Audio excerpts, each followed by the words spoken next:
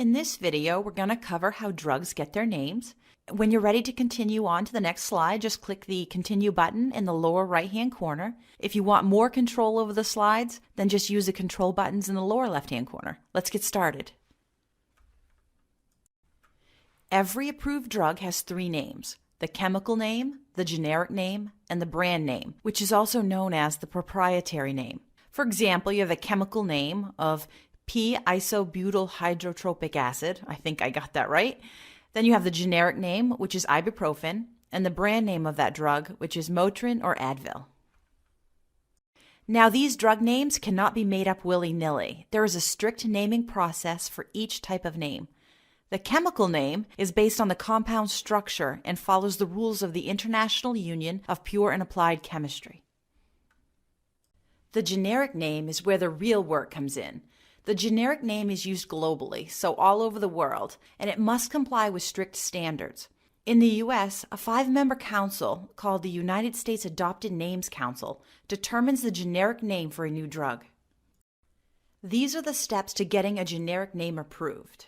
The drug company develops the drug and tests its safety and efficacy with multiple trials. And efficacy just means that the drug is effective, that it works.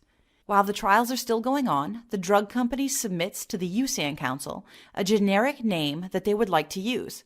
The USAN Council will approve the drug name only if the suggested name follows strict naming rules. And once approved by the USAN Council, the name is then sent to a division of the World Health Organization to make sure that there is no naming conflict with another drug and that the name is not offensive to another culture. And remember what we said earlier, that a generic name is used around the world. So they have to make sure that it's not offensive to another culture and that it doesn't cause confusion. There are strict rules for naming generic drugs.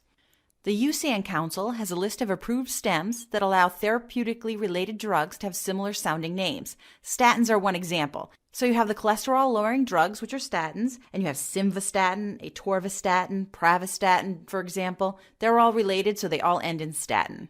And names need to be simple to pronounce with only one way to say it, but yeah, right, that's not the case. You can pronounce a drug in many different ways. And it can have no more than 4 syllables. The name must reflect the drug's primary characteristics, but without implying a cure or applying to a specific part of the anatomy. And generic drug names must be unique. Somewhere between 7,000 to 20,000 people die or are injured each year in the United States because of drug name confusion.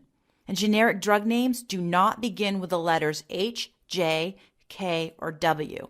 Those letters or sounds are either hard to pronounce or do not exist in some countries around the world. What about naming brand name drugs? Is it as complicated as naming a generic drug? These are the steps to getting a brand name drug approved. The drug company hires a branding agency to help develop a strong sounding name. Usually the name has letters like X, P, T, or D, which can imply strength and speed. Authority over the name rests with the United States Food and Drug Administration, the FDA, as well as the U.S. Patent and Trademark Office.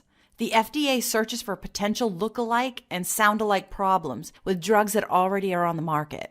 And the FDA also tests the name in a real-world situation with nurses, pharmacists, and doctors. If too many errors arise because of the regional variations of pronunciations, the name will be refused.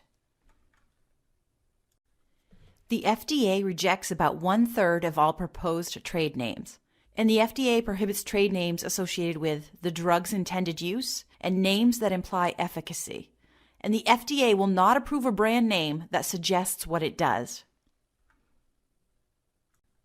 So as we said before, the FDA will not approve a drug name that suggests what the drug does or if the name is overly promising. But what about Wellbutrin? It sounds like the drug will make you feel well.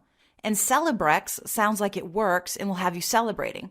Some feel that these 2 drug names should never have been approved. And 3 final thoughts. Remember that generic drug names approved by the World Health Organization are used all over the world. Brand names can differ from country to country. Each country has its own rules for naming brand name drugs. And now you know more about naming drugs than most pharmacists and doctors do.